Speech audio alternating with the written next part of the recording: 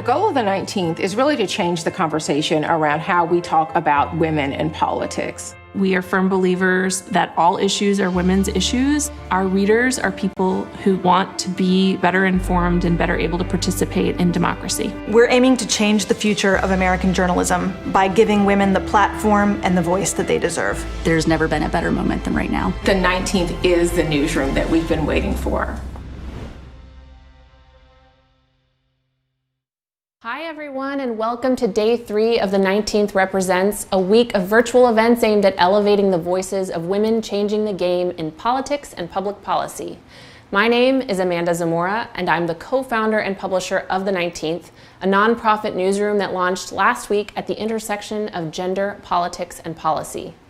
Over the last 2 days, we've interviewed women who've broken incredible boundaries by being elected to office, people like Senators Tammy Duckworth and Catherine Cortez Masto, and we've explored the work in progress that is suffrage in America with people like voting rights activist Stacey Abrams. Today, we're going to stretch our horizons with conversations on what's at stake in the fight for gender equity and opportunity in the US and abroad. We're going to start with a woman who's done more than almost any other to lead that change domestically and internationally, Melinda Gates, the co-chair of the Bill and Melinda Gates Foundation and the founder of Pivotal Ventures.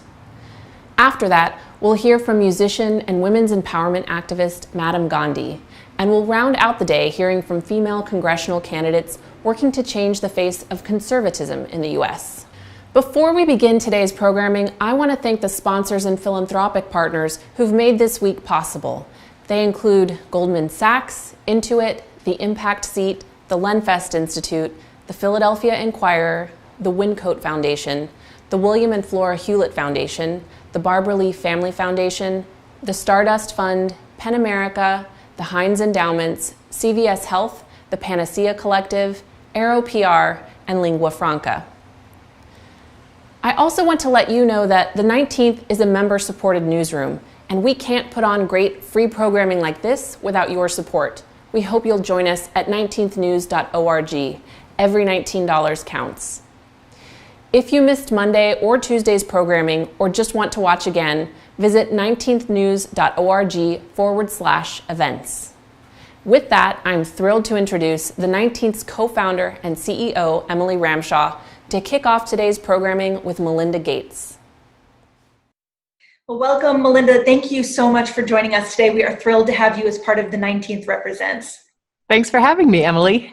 Yes, wonderful. Well, first I want to say, in the interest of full disclosure, the 19th is so grateful for your support of our endeavor. So happy to get off the ground and so happy to be part of your effort to empower and engage women, particularly in the civic engagement arena. So thank you again for that. So welcome. And that's where I want to start our conversation today. You know, in 2019, you announced that you were committing $1 billion to gender equity in the United States, an enormous sum to address an enormous problem. That work has really included a nonpartisan push to get women more deeply engaged in our democracy. And I just wanted to ask, you know, particularly in this moment in history, why is that push so important, and why is the nonpartisan piece so important to you? Well, you know, when we project ahead how long until we would get true equality in the United States, the World Economic Forum says, looking at the data, it's 208 years away till true equality in the United States. And I think we all think, no, that's just too long. And I think women really need to be pushed and propelled forward to have their full power and influence in a number of sectors. But one of the key sectors is politics, because in politics is where we set policy for the nations, for our citizenry. And so unless you have equal representation of women who bring this different lens of society to the Hill, I don't think that we will ever really get all the policies right in this country for women and people of color. And so, sort of jumping off of that, you know, how do you reconcile this domestic moment, you know, this work that you're focusing on domestically, this commitment to women, with this moment in history, you know, with the 100th anniversary of suffrage for white women, against a backdrop of a modern day civil rights movement, a global pandemic? I mean, I know you all have invested across a whole range of issues, but sort of how do you prioritize in a moment that feels this fraught? Well, I think we need to both commemorate this centennial moment. It was a very important moment in time. As we know, though, it took a very long time for women to continue to fight for their full voting rights. And for Black women, it has taken even that much longer. And so I think it's important to commemorate the milestone, but then to also look ahead and say, what is it that still needs to be done for women and people of color to make sure that we have our full rights in society and our full positions in society so that we are at all places and all levels of decision making in the United States. We have to be represented. Wonderful. Well, I want to touch on one of the big issues I think that you've talked about, and that involves the disproportionate effects of COVID on women in virtually every arena except for mortality rates. Whether it's the crisis in childcare that many of us are grappling with in this moment, whether it's frontline healthcare workers, whether it's the majority of the job losses that we're experiencing, whether it's the fact that women are sort of seemingly absent from the highest levels of these conversations, these global task forces on COVID. You wrote a paper for Foreign Affairs magazine last month with recommendations actually on how women could move through this pandemic sort of with greater equity.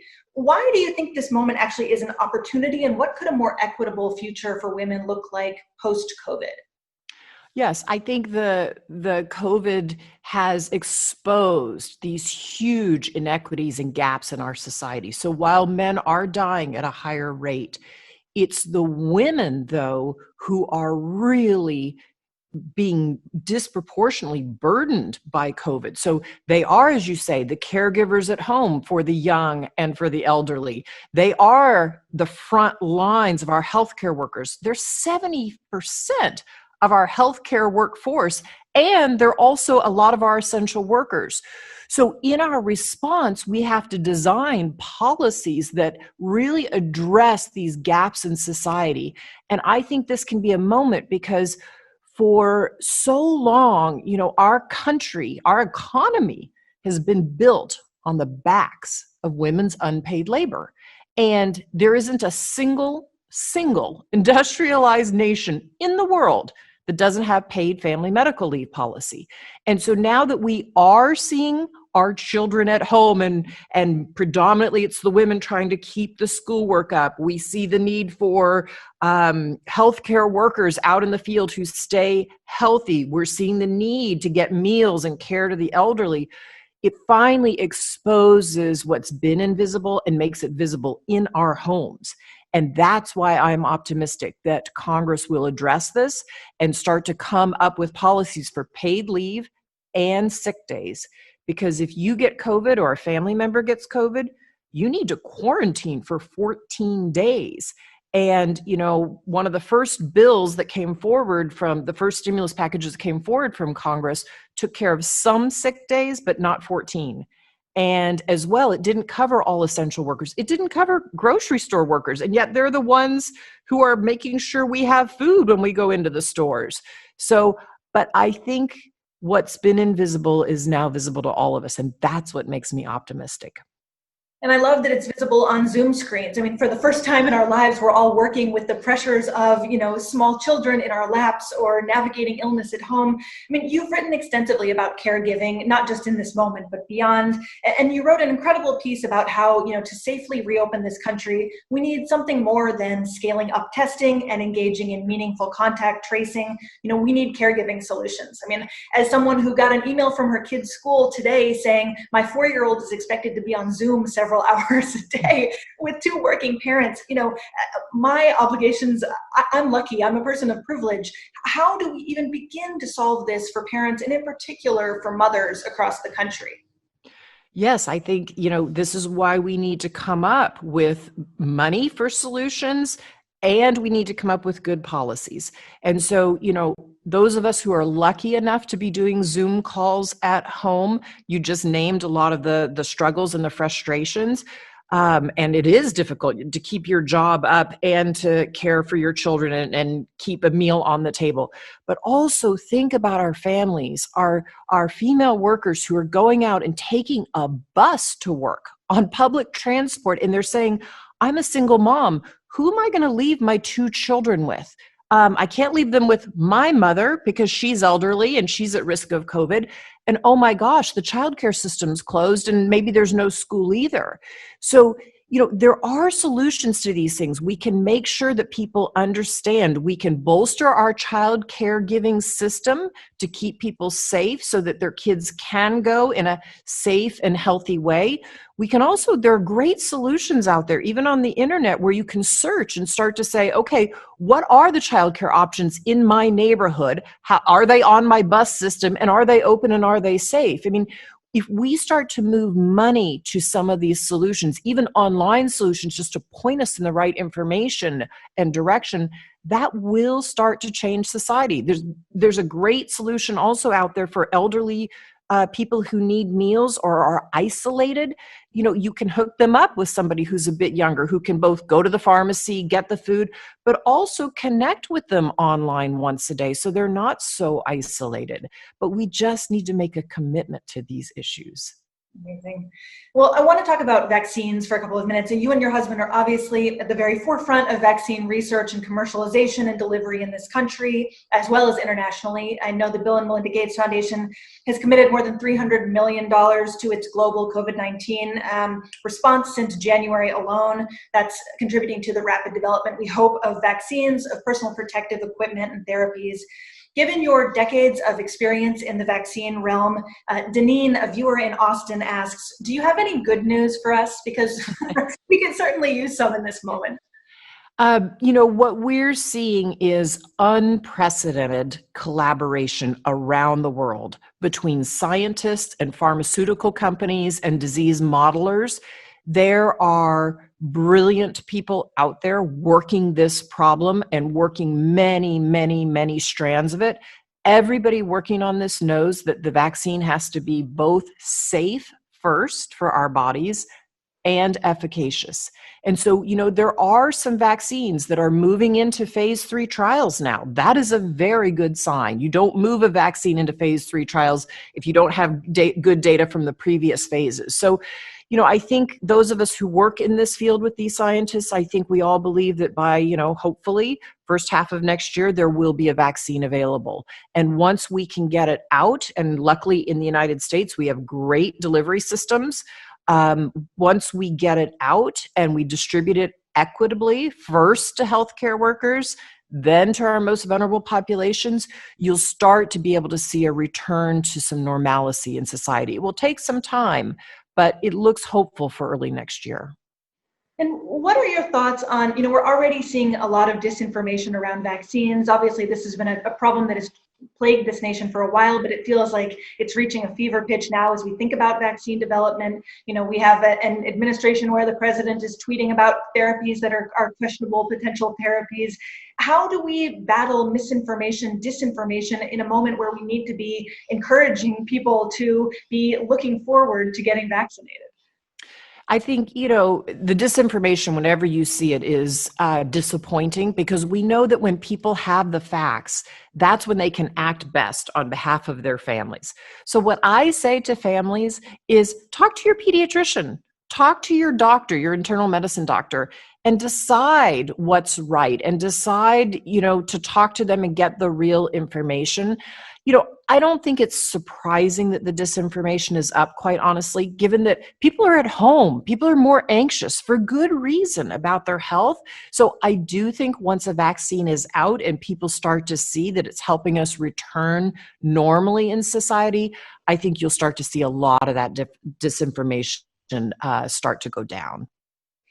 So much of your global work has been around systemic change, but change that in many ways starts in people's homes, in their communities, in their bedrooms, in their marriages. Teaching husbands about the benefits of family planning for their wives, teaching families about the benefits of prenatal care. You have this brilliant line in your really wonderful book, The Moment of Lift, about how difficult these kinds of teachings are because, quote, their cup is not empty. You can't just pour your ideas into it. I think you were actually quoting another scholar who worked in this arena. I've been thinking a lot about their cup is not empty in this sort of moment of racial reckoning in this country. On how we unteach centuries of racism. And I'm curious how you're thinking about this sort of modern day civil rights movement we're living through, and how we better become allies. Well, your question, so this book that I wrote, The Moment of Lift, that came out last year, really was about what I had learned from talking with so many women and families around the globe from 20 years of travel in the foundation's work. And these women, by sharing their stories and their lives with me, they really called my life to action. And what I learned from these women is they have so much in their family life, in their society, so much richness of culture. And yet so often when we go in to help in a way with development, global development or global health, we don't see it that way. And I think we need to redo our thinking and realize, no, if they're asking us for certain tools, then we provide them, such as contraceptives. 200 million women are asking us for contraceptives, which is why I wrote about that in the book. And they're asking us because they want to be able to space the births of their children, because when they can, they know they're healthier, they're less likely to die in childbirth, their kids are healthier, and they can lift themselves out of poverty. When I look at what's going on with race in our own country, I think, this is a time of reckoning in the United States. And I think that we need to make change in the United States. The data shows us we have systemic problems in the United States. And the people who know how to solve some of those problems are people who have lived this journey. And we need to bring their voices forward. They need to have seats at the table where policy is written if we're going to make true change in this country. And I think what lifts me up during this time is, in seeing the protests, that you see so many young kids alighted by this and marching together arm in arm. So I think, again, COVID has exposed these gaps in society, and I'm actually optimistic that we might finally make some more change. Amazing. Well, speaking of policy, another line that I underlined in your book about 17 different times is that it's the mark of a backward society when decisions are made for women by men. You've also written that a lack of federally mandated paid leave is an embarrassing sign of a society that does not value families and does not listen to women. So I just want to ask point blank, do you believe the United States is a backward society, a society that doesn't value families or listen to women? I think we have progress yet to make in the United States. Until you have a robust, paid family medical leave policy, you're not serious about families in this country. So I'm very vocal about that. I also believe that, we need to make sure that women have their full reproductive rights. And so those issues, anytime I see a step backwards, I feel like, we're not making enough progress. And I think we still have a ways to go in this country. Well, you mentioned contraception. A question from Lisa Ivy Miller. Your women's empowerment work really began with family planning and efforts to expand access to contraception. This has obviously been a true labor of love for you for many years. What do you believe the Trump administration has meant for family planning, both at home and abroad? And can family planning ever be depoliticized? Well, I think, we need to look at what every administration does related to women's reproductive rights. And what I know is that women deserve to make these decisions about their bodies and their families. And so particularly, my particular concern, and that I write about in the book, is abroad what it has done by trying to cut the programming, the money that the US provides for contraceptives. We are putting women in a situation where they're going to stay in destitute poverty. There is no country in the world that has made the transition from low to middle income country without first providing contraceptives to families and letting them make the decision for themselves. And women will tell you, and men will tell you, these are decisions we take in our families and that we want to make. And so there's just no reason not to let women make those decisions. And we need to supply different types of contraceptives because women use different ones over the course of their lifetime. And it's one of the tools that begins to lead to empowerment. Yeah. Well, you've written quite a bit about your family planning work being a complicating factor for you and your relationship with your Catholic faith. It's really just a fascinating portion of your book. You've obviously over the years been critical about the role of organized religion in some cases, holding women back. You write in your book that it's impossible to quantify the damage that's been done to the image of women in the minds of the faithful as they've attended religious services. Back to this idea of sort of their cup isn't empty. How do we make room for women and for women's empowerment in communities of faith?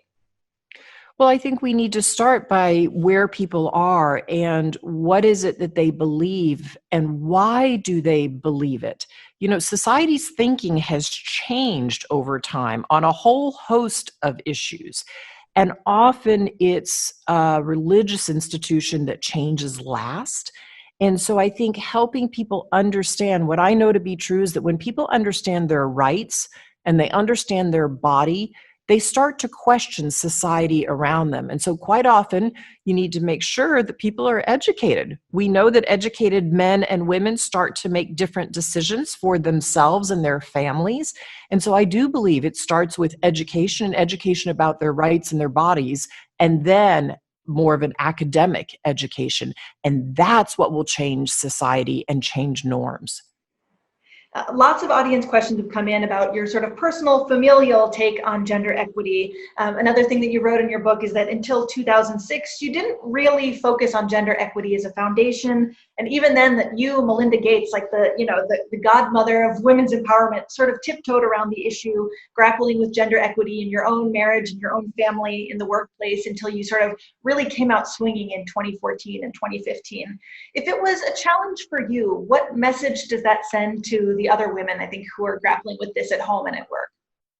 Well, I think we have to all look at what have we been up against in society, whether it was when you were a young girl or middle school or high school or college or beyond. You know, society constantly gives us these messages. And I think we're all up against those messages. And then sometimes we're up against those messages in our own homes or in our own schools or in our own workplaces. And so what I would say to all women is you need to examine what is it you believe about women and why do you believe that? And even question it. Question it for yourself. If you have a daughter, question it for your daughter. Question it for your son. How does your son treat women? How do you want him to treat women? And I think it's only when we start to look inward and wrestle with these issues that we start to say, am I as far as I would like to be as a woman in either making sure I'm empowered or making sure those around me are empowered? And it took me some time to come to that. And partly, again, it was my travels around the world, meeting so many women in these rural settings or in local communities in Nairobi and hearing their stories. And I would think, oh, I'd be on my way home. I wish they were more empowered. And then when I turned the question back on myself, and said, how empowered am I? How empowered are women in the United States? I started to realize we weren't as far along as I thought maybe we were, or I would like us to be. And that's why I decided that I would actually use the platform I have to stand up on behalf of women. Amazing. Well, you were talking about women in the workplace, and another, I think, I'm a mother of a 4-year-old girl. Another line in your book that made me stop in my tracks was that today we are sending our daughters into workplaces that were designed for our dads. Can you speak to that a little bit? Yes. I mean, today of most married couples, both parents work. And yet society hasn't caught up to that notion. Society is still, our economy is still built as if the man is going off to work and the woman is staying home. And so until we address those issues, we address leave days, we address family leave, we address sick days. It so often is the woman who's expected, if the child is sick at school, to go pick the child up, leave the workplace and go get the child. But if she has no sick days to do that, or we don't encourage men to take sick days for themselves or their families, that's why it's got to be family leave. You can't expect the woman to do it all. But unless we address those issues, we really haven't created the workplace in a way that will work for families and single moms and single dads. So what are the countries that we should be modeling? Because obviously you travel all over the world, and I think something that I found so interesting about you is that you find what works in all of these different countries. You write about it, you make comparisons. who should we be modeling ourselves on? Who's doing it exactly right or close to it? Yeah, I don't think there's anybody doing exactly right because I think we're all learning and changing over time. But the countries I look to are the Nordic countries, Sweden and Norway. They have been at this since after World War II. Women went into the workforce during the war, just like in the United States. But then they created the right policies and women stayed in the workforce, whereas that didn't happen in the United States. Women actually went back to the home and decided, okay, we're going to raise the kids. But they put a lot of the right policies in place, and they have amazing caregiving systems, preschools. So they basically have realized we have two working parents, and how do we support them so both he and she can do their jobs? When I was in Sweden just last year, which seems like a lifetime ago now, but I was on a panel with some men, and they were horrified that we didn't have paid family medical leave in the United States because they said, I'm a man. I expect to take care of my kids when they're young. I want to be part of taking care of my kids. Of course, I take that leave when I get it so that I'm a part of the child's life from the beginning, and then we're doing it together. And again, when you think of how many years they've been at this, that's why it's just a completely different norm in society than what we have in the United States.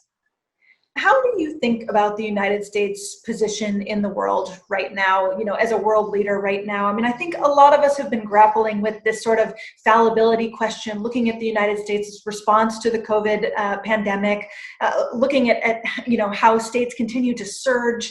I think a lot of people are having this moment of questioning of, are we living in a first world country? Is this a place that can respond? Tell me how you think about the United States in the global sphere in this moment. Well, I look at the numbers. I look at the amount of disease of COVID numbers, and I look at the deaths in the United States. And you hold those numbers up compared to Europe or some of the Asian countries or several others, and you can tell we are not doing well. And what I know to be true is that it is because of a failure of leadership. The other countries did the right things. We don't have many tools right now. What we have are social distancing, masks, contact tracing, isolation, and quarantine. But other countries took the leadership to make sure that right when it hit their country, even when the numbers were skyrocketing, that they used the tools at their disposal, and they used them on a nationwide basis. Because we didn't do that in the United States with leadership, and we didn't empower the CDC, which is an amazing organization set up when it was set up to advise health counties on what to do, health commissioners, because we didn't empower them, we didn't have a national response. And so our leadership is lacking, and it's why you're seeing so much death in the United States. And that is really disappointing. Well, I'm going to ask you about this leadership. You and your husband have not traditionally endorsed candidates, though it's been abundantly clear that you are wildly unimpressed with the current administration, including giving Trump a D- for his coronavirus response. Will you be endorsing in this election cycle? We're still discussing that, but we've always been a bipartisan organization. In fact, right now, we are working on the Hill with Republicans and Democrats about the next stimulus bill and saying what we see, what we think is needed for vaccine even outside the country. And so it's important that people understand, we worked so well with the Bush administration. We worked really well with the Obama administration. We're going to work with whoever the next administration is. So it's up to us to make sure people understand that what we are about are the issues, keeping people safe and healthy, and giving them the best chance at a productive life. And that's who we are as a couple, and that's what we're about. And so I'm not sure who we vote for is really going to be the thing that matters. We're not going to swing the election. It's how we do our work with the leadership that's there. And you said you've worked with all these past administrations. Have you all been able to work or break into the Trump administration at all? We have worked some with the Trump administration, absolutely, over time. And we've also voiced our disappointment and our displeasure. Most of our work, though, is on the Hill, because luckily it is Congress that disposes the money, both in terms of stimulus packages and foreign aid. So that's where we continue to put our most energy and effort. Would you like to see a first female vice president? I'd like to see a first female president in my lifetime. And then, yes, of course, I want a female vice president. And obviously, I'm looking at the candidates closely, and I'm excited about what might come forward there.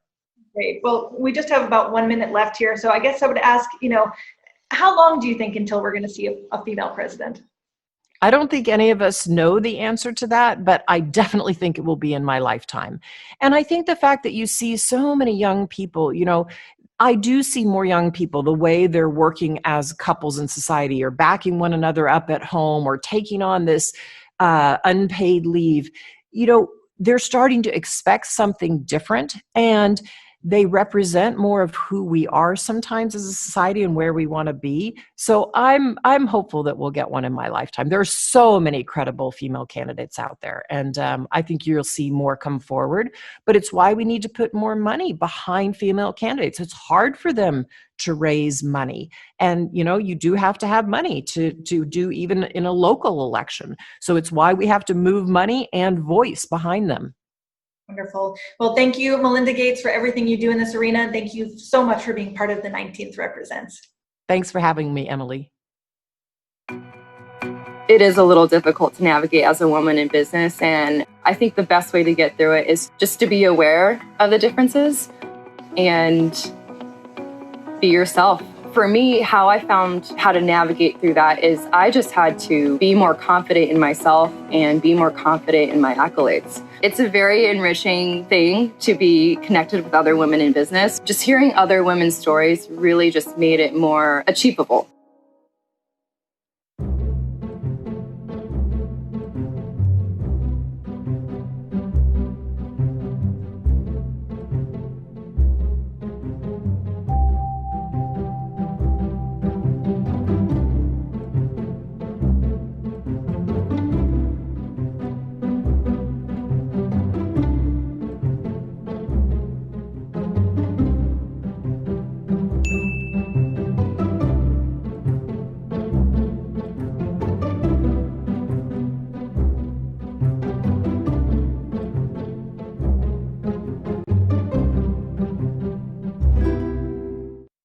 Here, I style my life around hard work and growth.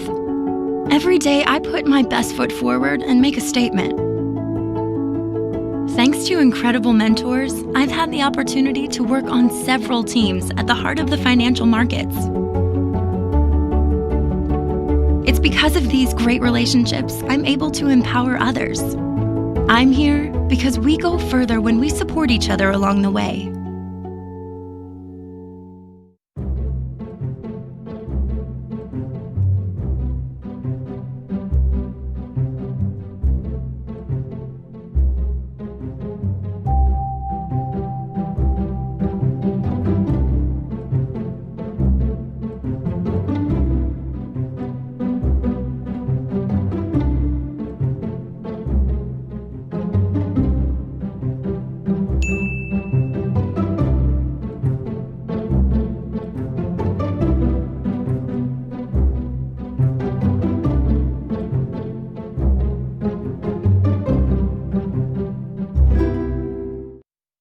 Next up, I'm pleased to introduce the artist and women's empowerment activist, Madam Gandhi, who recently toured for Oprah on her 2020 Vision Stadium Tour, has been listed as a Forbes 30 Under 30 member, and is a 2020 TED Fellow. Madam Gandhi will perform The Future is Female. Hi everyone, I'm Madam Gandhi visiting you from downtown LA. I'm super happy to hold space with you, and I support and I'm grateful for the 19th. This November, may we all be so bold and so brave as to research issues that matter to us, understand the folks who we're voting for and their positions.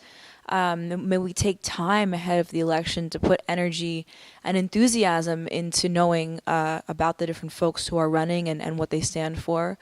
and may we understand how our vote directly affects our own communities and our own neighborhood. So thank you again to the 19th for holding space, for getting us to encourage more women to run and to be in office, and folks of different gender identities, and queer folks and folks of color, and also folks of different abilities as well.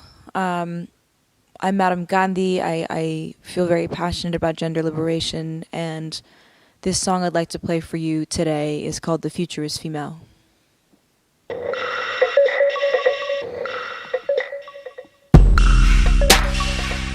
Wherever you are, I hope you'll vibe with me. Hey. Listen, I heard Amy Poehler speak at the White House. Her words hit me hard like a light bulb. Fictitious depictions of girls must die out if we want to live in a world that triumphs. I am just talking about loving the femme. I ain't talking about nobody else. Toxic masculinity has to end.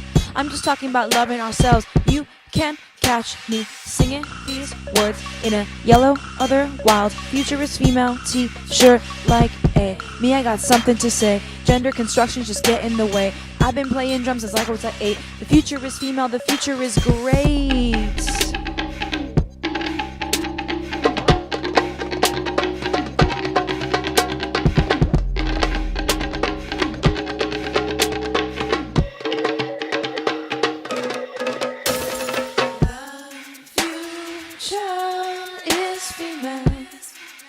Yeah, sing it with me.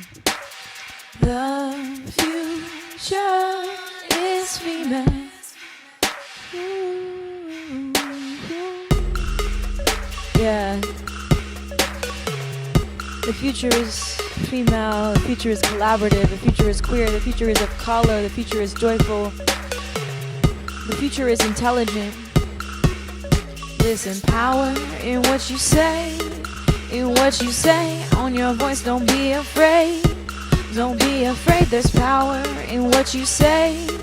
In what you say, on your voice, don't be afraid. Don't be afraid, yeah, yeah. What's up, the 19th? Hope y'all are good. How could girly ever be an insult? All the women I know are ones moving culture. What would happen if we all would lead with a little less aggression, more femininity? We have to value girls more than our looks. The biggest threat is a girl with a book. The system must make room for all that we do. We've been bleeding each month till we gave birth to you. To me, the future is female means that no longer will female qualities be subordinated to male qualities. I want to live in a world that is collaborative, a world that is emotionally intelligent, a world in which we are linked and not ranked. The future is female. The future is female. Yeah, sing it with me. Yeah. The future is female. Listen.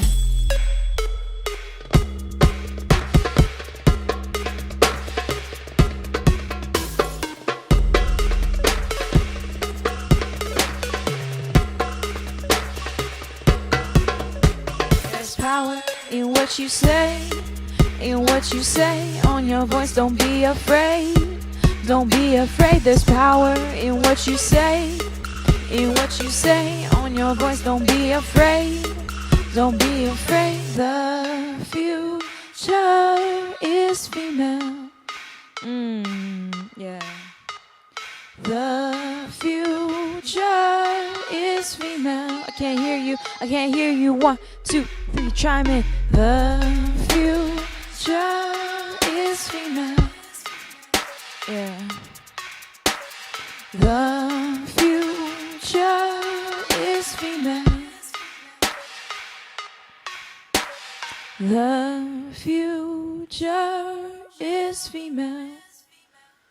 Yeah, the future is queer, the future is feminine, the future is collaborative. You know, for me, it's been incredible to see so much of the leadership this entire year really live in the femme, you know, no matter what the gender identity is of the person leading, you know, things like being tender and focusing on healing and focusing on being the best versions of ourselves and being the best countries that we can be and being the best leaders that we can be and optimizing for people's health and well-being rather than sort of corporate and greedy goals. May we all be so brave as to dig into whom we are voting for. May we vote for leaders who exhibit unique and other and alternative styles of leadership that we haven't quite yet seen. And thanks again to the 19th for all the incredible work you are doing.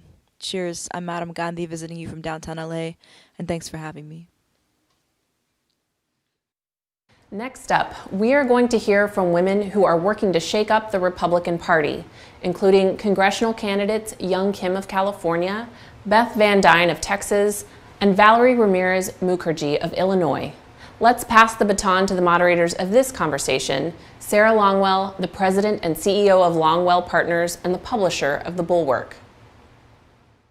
I'm Sarah Longwell. Welcome to our conversation about the future of the Republican Party and the women who are going to help build it. I am joined today by Valerie Ramirez Mukherjee and by Mayor Beth Van Dyne. Thank you both. Unfortunately, young Kim just informed us just now that she's unable to join due to illness. So we are sending her our best wishes for a speedy recovery. Okay, so jumping right in. I want to talk to you guys about a very weird dynamic that's taking place right now in the election. So there's this dominant narrative about how women are abandoning the Republican Party. And it's true to some degree, right? Joe Biden has this historic advantage, at least if the polling's right, over Donald Trump. And yet, the Republican Party has seen a record number of women running for office. In fact, it is double. So a decade ago, there was a record set where 133 women filed to run for Congress. This year, Republican women, there were 217 who filed to run for Congress. So on one hand, it feels like women are kind of saying no to the Republican Party. On the other hand, they're running at historic numbers. Why do you think that is? And I'm going to start with the mayor.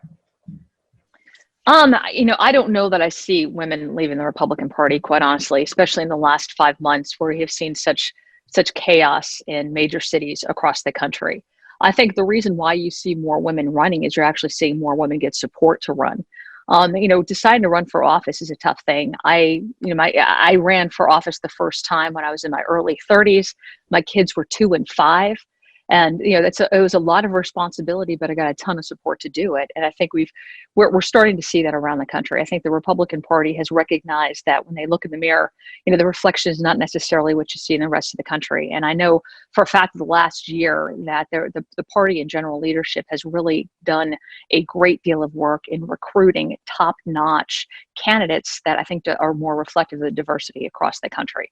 But I reject a little bit the notion that women are fleeing from the Republican Party because I will represent hopefully a very diverse district in North Texas that is heavily suburban. And I've been talking to these women for years, first as council member for 6 years, as mayor for 6 years, working as part of the administration under Secretary Carson at HUD for 2.5 years. I've talked to these women. And at the end of the day, what they're looking for is what's in the best interest for their families long term. And I think that's a strong economy, that's safe streets and neighborhoods, and it's wonderful educational opportunities. And I see that coming much stronger from the Republican Party than from the Democrat Party. Yeah, so I understand wanting to push back on that, but it's true, right, that Joe Biden sort of leads right now. The last number I saw, he's plus 23 against Donald Trump with women. You don't think that there's some reason that that's the case? I have heard, that you've got women who are clutching their pearls and don't like the president's personality. But I would argue that if we stop thinking about women as, emotional beings and we start looking at them, as I always have, as people who are very direct and who are looking at policy over personality, I think that there's really only one answer in this election, and that will be to vote conservative, and that will be to vote Republican.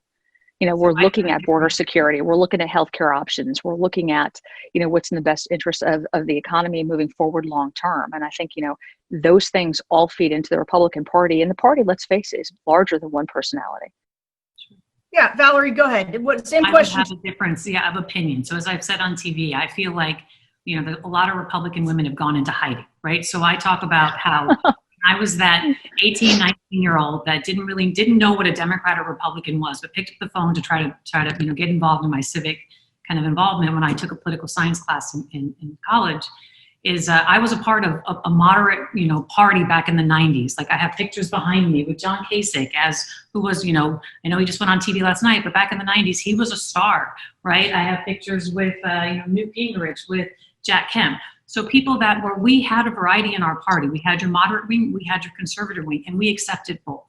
I went out, worked in, got some degrees, worked in business, stepped back in, and I said, wait, where did everyone go? Where did all the moderates go? I didn't know that I went extinct. So then I call my buddies. I call my girlfriends from business school, from grad school, from other places. And they tell me, the reason why I'm purple, so I got purple signs there, purple there, is when you look at our electorate and a lot of the women, they are in that middle. They're that centrist, not all. Again, I'm not stereotyping. It's not who I am.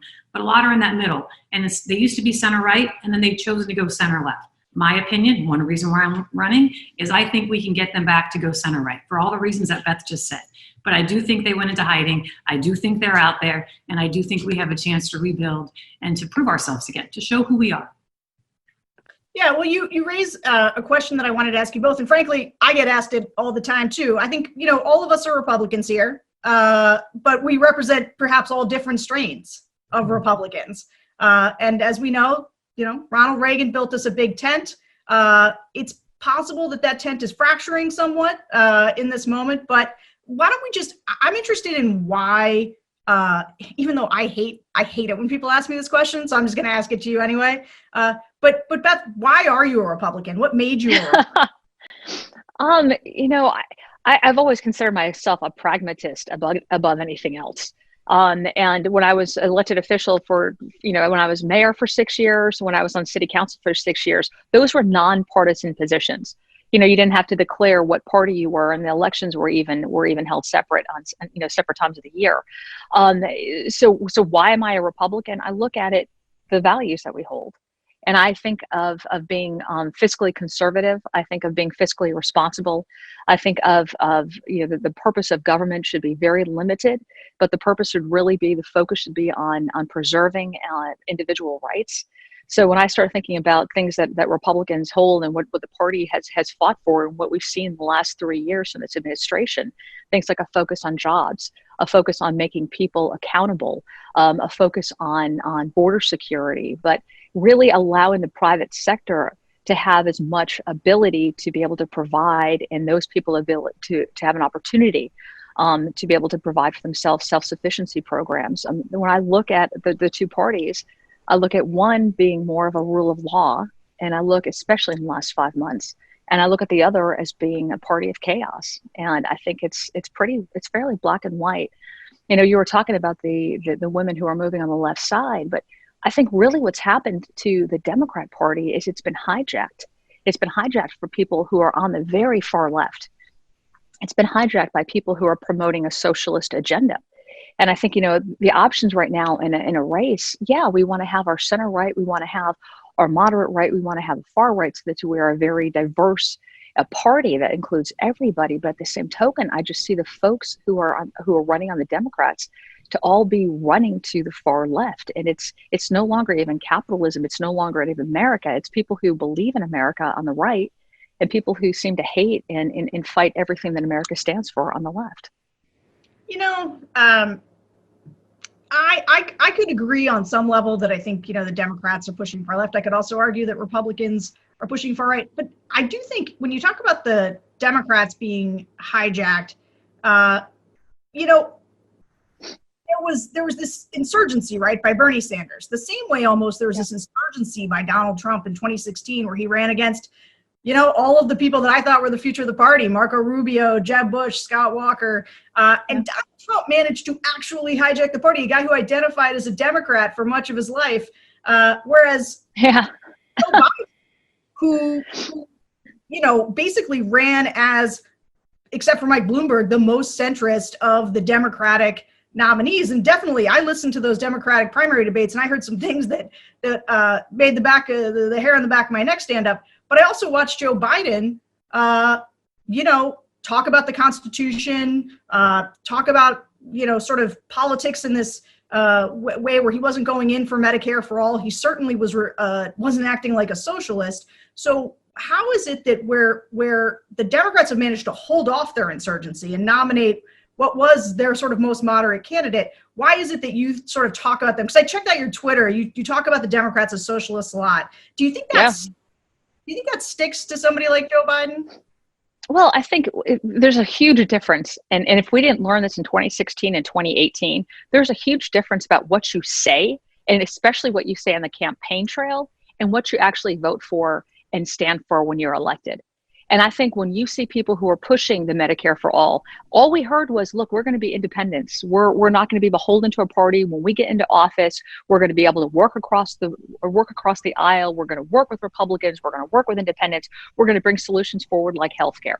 What have you seen? You know, from the when I say far left, all I've seen since they took office in 2018, all of these people who said they were going to be moderates and they were going to work, the only focus that I have seen is to destroy a president. Now, like him or not, there's policies that you have to, as a conservative, as an American, that you have to agree with. Border security, having fair trade agreements across the country, a focus again on the economy and bringing jobs back from places like China, looking at national security and being upset when you see places like China that are taking intellectual property, but are actually, I mean, you look at what's happened with COVID. I mean, if we had, for example, open borders to the South and we hadn't been concentrating on that, imagine if this pandemic had started in Mexico, for example. All of those things are important. And I see people say different things when they are campaigning and then completely proving themselves wrong when they take office. And people are sick of it. They're looking for people who are going to be able to provide solutions, who are pragmatic, who are willing to work with other adults in the room, leave their ego at the door. And that's on both sides of the aisle. But that to me is what people are looking for. And the far extremists who, you know, that man bad and everything that we're doing good and we don't want to hear another opinion, I think people are sick of it. Women and men, I think Americans are just sick of that. Yeah, I will continue to have this, but I want to let Val go back. I'm dying to jump in because one thing I is this is where I say we are coming out of our 25-year fight. So we have figured out that we have a variety of people in our party. Our tent is big. It wasn't big for the last, I'd say, 10 or so years. But I think we've learned, because how do you learn? You don't learn from your successes. You learn from your failures, right? That's how I live my life. I remember my failures. Take your successes for granted. Right. So I look at this, and again, I go back to an opportunity. Reason why I stepped out of my business career with my young kids, like that, I have young kids at home, in the peak of my earning career, to say this is our chance. We are coming out of this 25-year fight as a party, and we have finally learned we have to support the conservative that fits that district and the moderate that fits the district that I'm running for. And this is where I see the Democrats. They're going to have to figure out their 25-year fight now. So yes, do I agree that you're having the progressives, and we're seeing it in New York and other places where the progressive is challenging that Democrat moderate candidate, and the moderate's getting kicked out. So I look at this, and this is one reason why I decided to run.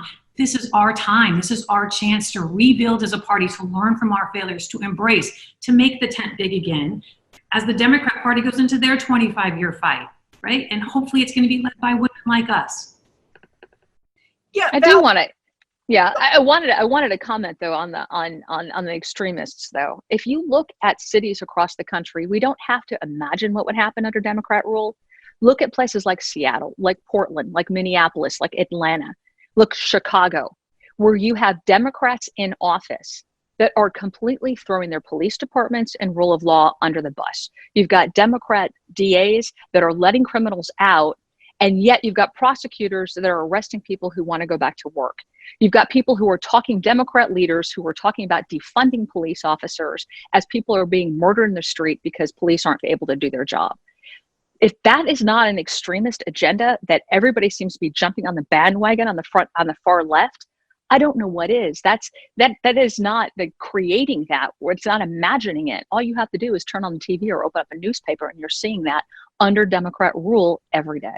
Yeah, although, you know, people, I mean, I've seen these ads, right? It's like, oh, this is what will happen in Joe Biden's America, but this is Donald Trump's America. This stuff's happening in Donald Trump's America. And a lot of these protests, which, when you see looting and rioting, it is incredibly, discomforting, and you want somebody to do something about it. But sending in DHS, the federal government with unmarked officers kind of dragging people off the street, that might be exacerbating things potentially. Well, I think when your kids are getting murdered and police aren't able to go and help them, I think that's a little bit more exasperating. Yeah, when also, I'm my 75-year-old mom saying, I finally want to get a gun, or my brother who was on the far left side saying, I finally want to get a gun, that's when I sat back and said, wow, right? So I get it. So this is where I say we are fighting as a country. Now we need to heal, and we have an opportunity to heal. We have an opportunity, and that progressive wing, that voice is there. I respect those and their opinions. I may not agree with their opinions, but that faction of the Democratic Party is out there. They're not going away. Their voice is getting bigger. Their following is getting bigger. And as I draw kind of my bell curve and I go to my far left extreme on the Democrat side, I say they're going to get larger. And as they get larger, they're going to put pressure on that moderate. So the Joe Biden and others, they're going to say, I need you to do this, because if you don't, my people aren't voting for you. If my people don't vote for you, that person over there is going to win. That conversation that we as a Republican Party have had for the last, 25 years is starting. And this is where I say, Beth, all of those things, it's going to get that centrist person again to say, wait, do I want to choose? What do I want to do? I have a vote. I got to decide. But let me make sure that I have a Republican who is center right. Maybe, if you have the center, the far right, you already have that vote, right? But we're trying to say, how do you capture that middle part of the bell curve, which is the highest? And this is where I see this election. Hopefully voters will become educated, will learn, and they will choose. If it's not now, it will come. That's my prediction.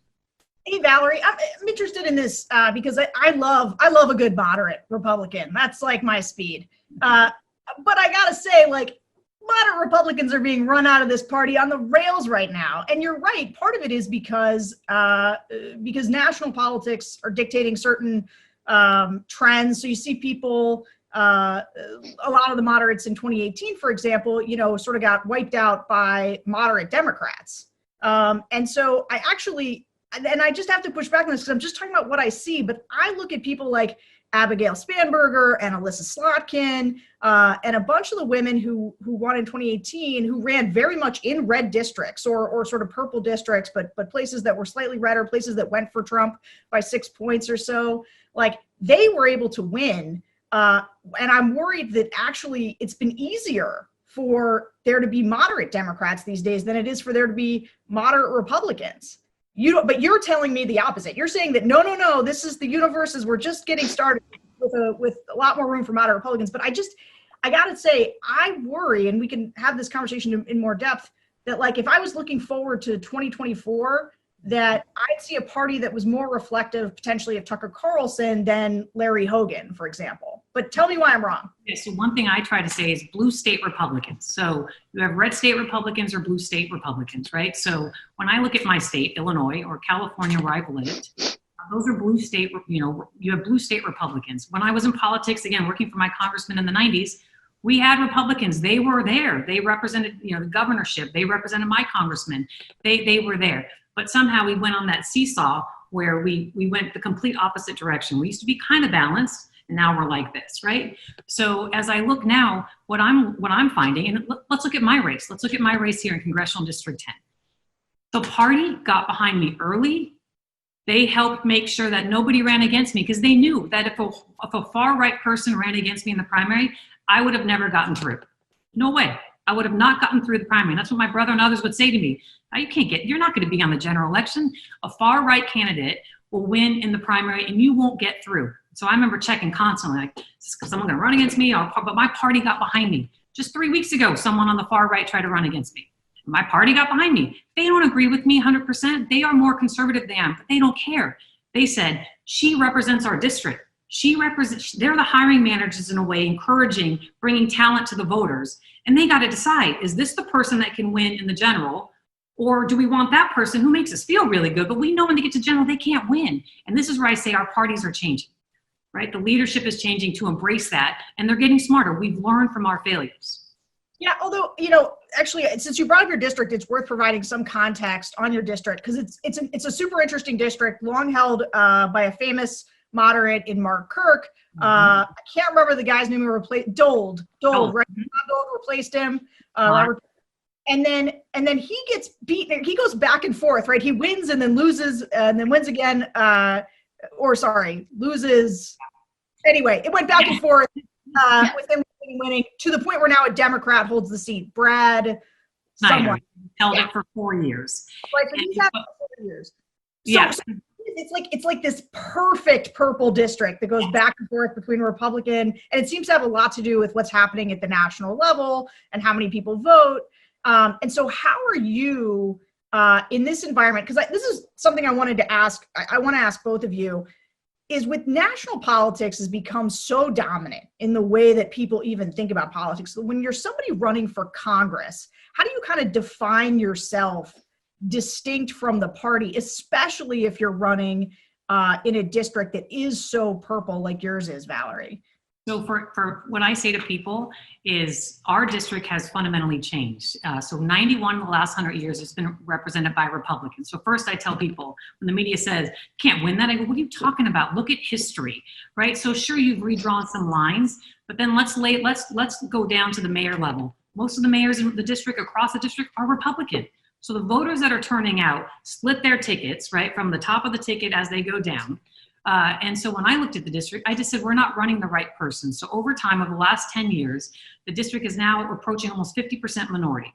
A large amount of that being Hispanic. I'm Hispanic. A large percentage of that being Asian. My husband's Asian. So as I reach out to the voters, who I say, again, Republicans in hiding, right? And I talk to a lot of the Hispanics or the Asians, they realize, they go, as we talk about values, I don't tell my party, I'm purple, right? They assume oftentimes like she's a Democrat. So they talk to me. And then as we talk about issues, I go, those are Republican values. Did you realize that? And they're like, no, didn't know Republican values. Didn't know that. I thought that I was supposed to be a Democrat. And what I get so inspired by is I have those conversations, just like I did 25 years ago, and I didn't know what a Democrat or Republican was, but I knew my working class area was represented predominantly by Democrats. I have people that their ears are open now, so they're listening to me. Right? Is it going to take long? Am I having a lot of conversations each day with voters, trying to explain to them and educate them? Yes. But the beauty is their ears are open. Their ears weren't open before. So Bob Dole, fantastic. He got a lot of stuff done in the few cycles he was there. But he didn't fit the district anymore, right? The district has evolved. So this is why when, again, the party, I got involved, they said, we're behind her 100%. And the voters, it's been phenomenal, my conversations I'm having. Do you think because it's been getting more purple, even slightly bluer, do you think that being a woman provides you, does it help at all? Does it matter at all? How do you think about that? I don't. And this is where I've said before, and I sit back because I had a conversation with a woman who was a Democrat, who was, saying that she felt uncomfortable that I talked about me as a woman. I said, it's who I am. Like, I can't change this, right? That's how I was born. She was uncomfortable that I was talking about biracial. My kids are triracial. And I said, again, just a fact. I didn't choose that, right? Like, that's how my mom chose. It's how I chose my husband. And so I sit back and say, judge me on my resume first. So before you do anything, go look at my resume, see what I've accomplished, see where I came from, see what I've accomplished. Step one, check. Am I qualified? Ask me that first. Second, ask if being a woman representing this district, do I give a perspective that maybe those in this district have never had before, right? Being a minority, does that give a perspective or a story? And I say this word perspective all the time and I overuse it. But when I'm sitting there, representing them in Congress, well, I understand the story of so many of our district that have never been represented, right? They've never had a voice. Like, to be on the ballot, I'm the first woman on the general election ballot here, I think, ever. First minority woman, right? And if elected, I'll be the first Hispanic American woman to represent Illinois in the U.S. Congress. Yet the state of Illinois is 35% Hispanic. So, but I sit back and say, and that inspires me. And the calls I get excite me, keeps me going when I get the calls of people that are super mean to me, right? Fine, they inspire me. But I always start with, please judge me on what I've done with my life and where my starting line was and where I came from and where I am today. Judge me there first. All right, Beth, I want to, Mayor Beth, good, yeah. I want to look at your district a little bit, because your district is pretty interesting in the sense, so A, it's an open seat, you're running against a woman, your Democratic opponent's a woman, but it's one of those, so Texas is also, though, going through some demographic shifts. And so your district, I believe Romney won it by 60%, Trump won it at 50%. Hillary Clinton got like 44%. But obviously it's continued to shift. Actually, I want to ask you, I'm sorry to make you guys engage in rank punditry with me, but I've got you here. So do you think that the Democrats have any chance of taking Texas, Beth? No, absolutely not. I think especially what's happened in the last 5 months, just from a practical standpoint, Valerie was mentioning earlier, the Second Amendment issues, and where that might have been a conversation point with suburban moms across the district. What I've seen is people who were questioning on the expansion of more restrictions on Second Amendment rights are now actually going out and purchasing guns for the first time because they're scared about what's going on in their own backyard. Your point about this being a very diverse district. When I was mayor of Irving had the most diverse zip code in the country. Yes, it's a very changing demographic. I was down in Midland last week with the president and with Governor Abbott and Governor Perry. And Governor Perry and I were reminiscing about the time when he was governor, and we were fighting to get all these businesses to move to Texas, and we were very good at it. We saw companies like McKesson and Toyota move here from California, and then we're like, maybe we're too good at it because the demographics are changing. But at the same token, I think it's our job to explain why we are the best candidates. I have never run and asked anybody to support me because I was a woman. I was the only woman who has ever been mayor of the city of Irving. Irving, just to give you an idea, is one of the 100 largest cities in the country, 250,000 people, 7 Fortune 500 companies, including ExxonMobil. The airport's right, DFW airport's right in the middle of it. Very diverse district. But I've never asked anybody to support me because I'm a woman. Support me because I'm the best candidate, because I have a vision that you believe in, because I'm effective, and because I'm actually willing to put the work in to get the job done. And, when we say, are we running on a party platform? I'm running on my experience and what I've been able to achieve. And, as an elected official, as having worked with folks across the state, across the country, for nearly 2 decades now, what I've been able to achieve when we were mayor is one of the fastest growing areas, one of the fastest growing cities in the country.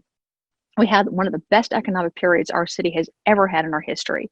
We had the lowest crime rate in our city's history, 5th safest city in the country. Those are the things that I'm running on. We were able to pass an ethics policy that limited campaign contributions, that talked about term limits for the first time ever in our city's history. And, I was the only woman on the city council for quite a long time. And when I was mayor, I was the only woman that was on there. But it's funny. People didn't look at me like that. In fact, it was a joke that I was more male than most of my male colleagues. Nothing, by the way, that I thought was proud about that. It always kind of made me laugh because I always thought, women have a lot more work to do to prove themselves. But, the fact is, I think you need to run on what you've done and what you can do. And it's not just campaign promises, but look at what has been achieved and how you've done it in the past. And it doesn't necessarily mean having ever held, elected office before. But do you have a voice and do you have a backbone? And I think that's what's really missing in Congress right now is people who are willing to put the work in to get the job done. They have a list of talking points that they can go in front of, whatever news station, fits their spice for that day. But it's much different when you have to talk to people, work behind the scenes to get this stuff done.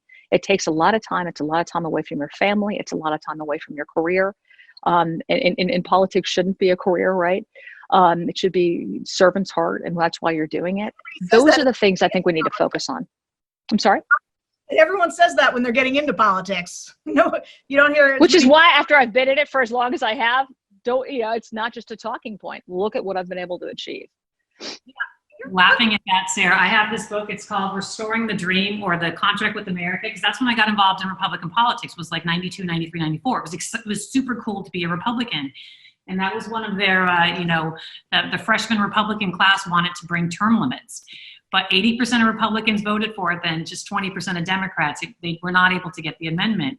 So one thing I've told people is I don't need, Congress, I don't need a law to tell me what's right. If I'm elected, I'm only going to serve 8 years. After 8 years, this is a really hard job. The 1 year that I've been running for this, this is way harder than anything I experienced in Wall Street or in Silicon Valley tech. This is hard. Right? And it wears on your emotions. So I said, if I'm in 8 years, after 8 years, I'm leaving. Even if there isn't term limits, I'll hold myself accountable to term limits. Okay. Beth, what about you? You do 8-year commitment? I will see. I look at it. Yeah, I was on city council for 6 years, and I've run for office now 6 times. I've never lost a race. But after 6 years, after 2 terms, I stepped down, and as mayor, after 2 terms, I stepped down. That's perfect, because she's going through different roles. So it would be no different than working at a tech company, right? Yes. You're varying it to different roles and different responsibilities. So that's what I say. 8 years in any one role for me personally. Got it. But Beth, you're looking to keep kind of climbing the ladder here, right? You were mayor, now you're running for Congress. Yeah, I've never actually looked at it as a ladder. It's kind of funny. I look at it as, everything is about timing. And for me, the timing worked out. Kenny Marchant has held this seat for 16 years. I was well known in my district. I had been president of our Republican Women's Club for 3 years. I knew the people in the party. I knew the people in the neighborhoods. I knew the people in the places of worship, and in leadership. I mean, it's one of the reasons why when I ran early on, we had a 5-way primary. But early on in the primary, I was able to get the endorsement and the support of the majority of mayors and city council members and sheriffs and other elected officials in the district, because I've worked with them for this long. So I've never really looked at this as what are you doing next? And it's so funny because people don't really think that. But this is something that I do because I'm passionate about it, and I have a servant's heart. But as far as what happens in the future, I have no clue. Right now, this is what I'm focused on, and this is where my heart is, and we'll see how it goes and how effective I am. And if I'm doing good things, and I want to continue to be able to do good things for the state and for this country. Yeah, I'm not trying to lock you into term limits. I was just curious. No. But people have said that, well, you're moving up, right? You're moving up, and it's like that's never been a plan. Yeah. Here, I'm a big fan of moving up, and I think people should do it. And I'm a big fan of women doing it. It wasn't meant as a slam. But I do have to ask you, just in terms of your tenure as mayor and everything else, you are well known. You're well known as you're a little bit of you're controversial. There's been a controversy here and there. No, you don't think so? Let me ask you. I honestly, I think that was media. I think that was a media created controversy. Do I think I did anything controversial? No. I think that the media was starved for a story, and they took off with it. Let me ask you about it. So, because I went down the rabbit hole in the story yesterday. So you correct me if I'm wrong about any of the details here. The way that the story was reported, and I'll do the short thing and let you actually give the details of it, so I don't get anything wrong. But it sounded like you wanted to put forward legislation to ban Sharia law there in the Dallas area. Okay. Yeah, so that's fine. Yeah. That's the way that it was reported. But actually, if you go back, if you look at the council meetings, and you look at the resolution, Tell me the nature of the story so I don't get anything wrong. There was a tribunal, an Islamic tribunal, that had published a website and had put things out in a press release, and had done an interview at a mosque that was in one of the largest mosques in the country, that was in Irving. And they talked about creating this Islamic tribunal first in the country to be able to offer Muslims who are in the country an ability to practice Islamic law, Sharia. Within a few days, that narrative went from first Sharia law court created in the city of Irving to Irving creating the first Sharia law court.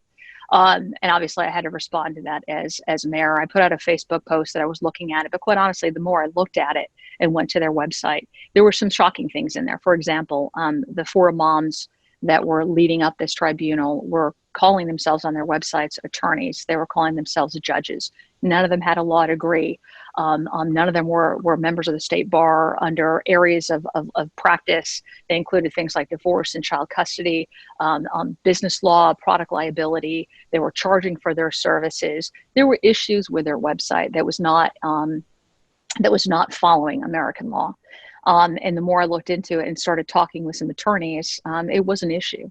I just said, as an elected official, my job is to make sure that we are upholding American laws, constitutional rights, basic fundamental rights provided by the Constitution and Texas state law. And we looked at it from a city perspective. We rejected the fact that we were not creating this court. We were not recognizing it as a separate court. And when it came time to putting a resolution, there was a resolution that was down in Austin that was for American laws for American courts. For examples, when if a foreign law, in cases of family law, where a foreign law would actually violate an individual's constitutional right, that American law would be chosen over that foreign law in family courts. We decided that we were going to support that resolution. The resolution did not mention Islam, Muslim, Sharia law, or anything.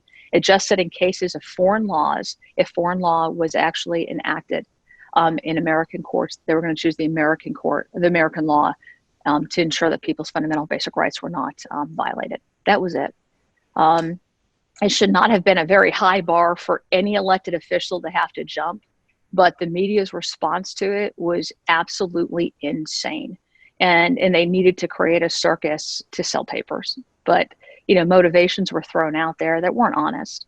But at the end of the day, after speaking with divorce attorneys and others where these cases were being brought forward in court, my major concern, I wrote about it, I spoke about it, put an article, an op-ed piece in the Dallas Morning News about it, was that women's rights could possibly be violated. In cases where a woman has to have 3 testimonials from women to overcome 1 testimony of a man, that should not happen in the U.S. So for me, I was defending not only the Constitution, not only the state laws of Texas, but also women's right to have equal access and equal representation under the law. And the media, instead of actually looking into it, just found it I just found them to want to create a circus and a fight. And controversy shouldn't be supporting basic fundamental rights. So it's not a secret that Republicans are not attracting a great deal of minority support generally. And I think right now, racial strife is very much at the sort of top, is one of the top issues on people's minds. And I think that,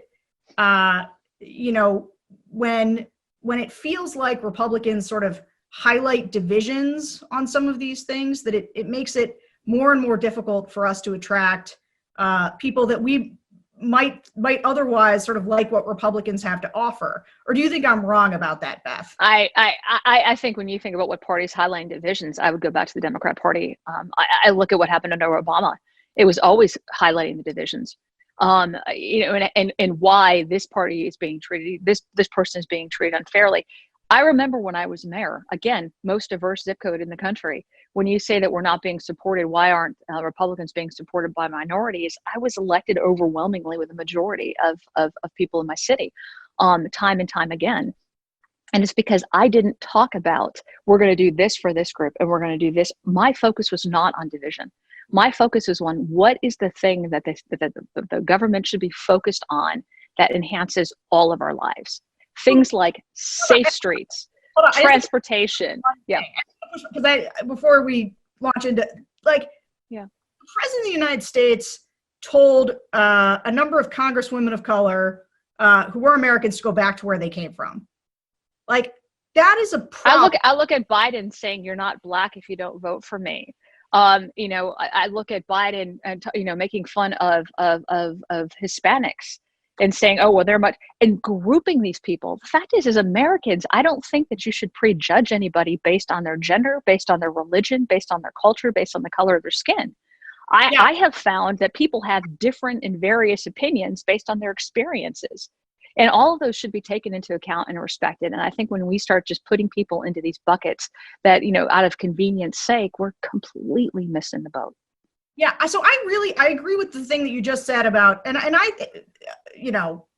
that we shouldn't prejudge people, all of that. And I think that Republicans should have a lot to offer people of all faiths and all racial backgrounds, gender, et cetera. But it does feel like there has been too much of the Republican strategy trying to sort of divide people on these things. With the George Floyd killing, you don't think that the president has been, and the Republican Party in general has been unnecessarily divisive in this moment? There's been not a single, the president has not, used his bully pulpit to push rhetoric that talks about uniting the country or trying to heal racial division. It has all been pouring gasoline on the fire.